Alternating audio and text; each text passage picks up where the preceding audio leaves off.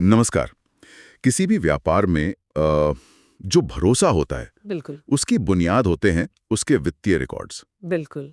आज हम इसी भरोसे की नींव हम्म। यानी लेखांकन के जो बुनियादी सिद्धांत हैं और बैलेंस शीट उसको समझने की कोशिश करेंगे। हाँ हमारे पास लेखांकन सिद्धांत और बैलेंस शीट की पाठशाला से कुछ अहम जानकारी है। इसी पर आज हम थोड़ी गहराई से बात करेंगे। बिल्कुल। और हमारा लक्ष्य ये समझना है कि आखिर ये नियम इतने जरूरी क्यों हैं और कैसे ये किसी कंपनी की जो आर्थिक सेहत है उसकी एक सच्ची तस्वीर पेश करने में मदद करते हैं।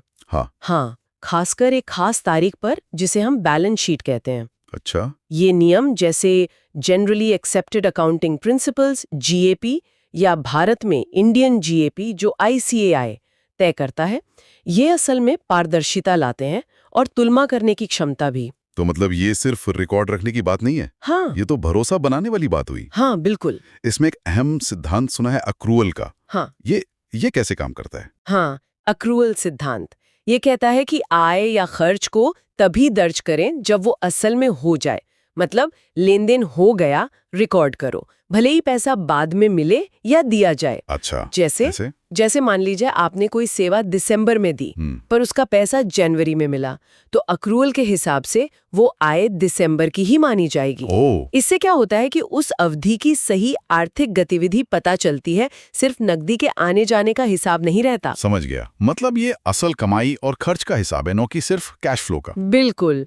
लेकिन क्या कंपनियां अपने हिसाब से ये तरीके बदल सकती हैं? मतलब कभी कुछ? नहीं, यहीं पर कंसिस्टेंसी यानी एकरूपता का सिद्धांत आ जाता है। अच्छा। तो इसका मतलब है कि एक बार आपने जो लेखांकन विधि अपना ली, जैसे मान लीजिए संपत्ति के घटते मूल्य, डिप्रिसिएशन को दिखाने का तरीका। हाँ, डिप्रिसिएशन, संपत्ति की कीमत को उसके जीवन काल में बांटना। हाँ वही। हाँ, तो उस तरीके को साल दर साल इस्तेमाल करते रहें। क्यों? ताकि अलग अलग सालों के नतीजों की तुलना करना आसान हो, भरोसेमंद हो। ठीक है। कंसिस्टेंसी जरूरी है। और भविष्य की अनिश्चितताओं या कह लें जोखिमों के बारे में क्या अकाउंटिंग इन्हें कैसे देखता है? इसके लिए दो और अहम सिद्धांत हैं। एक है गोइंग कंसर्न और दूसरा है प्रूडेंस, जिसे कंजर्वेटिज्म भी कहते हैं। गोइंग कंसर्न और प्रूडेंस। हाँ, गोइंग कंसर्न तो ये मानकर चलता है कि भाई व्यापार अभी निकट भविष्य में बंद नहीं होने वाला, चलता रहेगा। ठीक है। और प्रूडेंस यानी सावधानी ये कहता है कि अगर कोई संभावित हानि दिख रही है तो उसके लिए पहले से तैयार रहो, उसे दर्ज कर लो पहले से। हाँ, लेकिन मुनाफे तभी दर्ज करो जब वे लगभग पक्के हों, एकदम निश्चित। अच्छा, मतलब नुकसान का अंदेशा हो तो लिख लो, पर फायदे का तब तक इंतजार करो जब तक वो हो ना जाए। बिल्कुल, ये निवेशकों को एक तरह की सुरक्षा देता है। हाँ, ये बात है कि कभी कभी इससे कंपनी का मुनाफा थोड़ा कम दिख सकता है। सावधानी बरतनी जरूरी है। और खर्चों का क्या? उन्हें कब रिकॉर्ड करना चाहिए कमाई के साथ? बहुत अच्छा सवाल है। यहीं पर मैचिंग सिद्धांत काम आता है। मैचिंग? हाँ, ये कहता है कि जिस कमाई को पाने के लिए जो खर्चे हुए हैं उन्हें उसी कमाई वाली अवधि में दर्ज किया जाना चाहिए। जैसे किसी प्रोडक्ट को बेचने से जो आय हुई और उसी प्रोडक्ट को बनाने या खरीदने की जो लागत थी वो एक ही अकाउंटिंग पीरियड में दिखनी चाहिए। आय और उससे जुड़ा व्यय साथ साथ। समझ गया। पर क्या हर छोटी मोटी चीज का हिसाब रखना एकदम जरूरी है? मान लीजिए 10 रुपए का पेन खरीदा ऑफिस के लिए। यहीं पर मटीरियलिटी सिद्धांत आता है। मटीरियलिटी? हाँ, ये कहता है कि बहुत छोटी मोटी रकम वाले लेन देन जिनका वित्तीय विवरण पर कोई खास असर नहीं पड़ने वाला, उन पर बहुत ज्यादा ध्यान देने की जरूरत नहीं। अच्छा। जैसे आपने कहा 10 रुपए का पेन, जब आप करोड़ों के सौदे कर रहे हो तो ये एक तरह से जंगल में एक पत्ता गिनने जैसा है, गैर जरूरी। हाँ, ये बात तो है। समझ गया।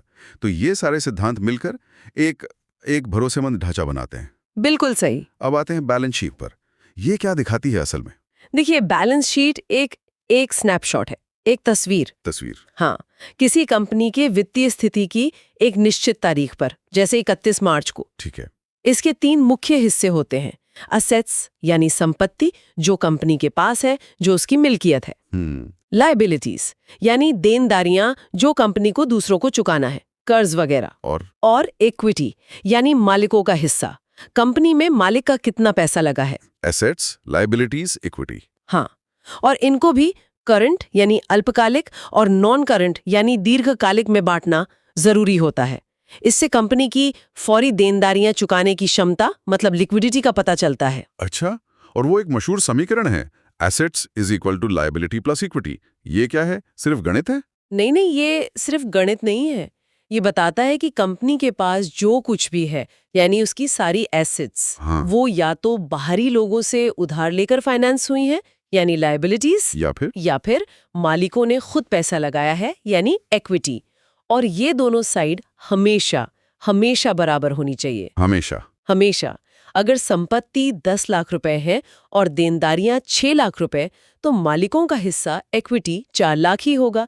ये व्यापार की बुनियादी आर्थिक सच्चाई है। वाह, तो ये बैलेंस शीट सिर्फ नंबरों का जोड़ घटाव नहीं है, ये तो कंपनी की आर्थिक सेहत का आईना है। बिल्कुल आईना है। तो इसका विश्लेषण क्यों इतना महत्वपूर्ण है?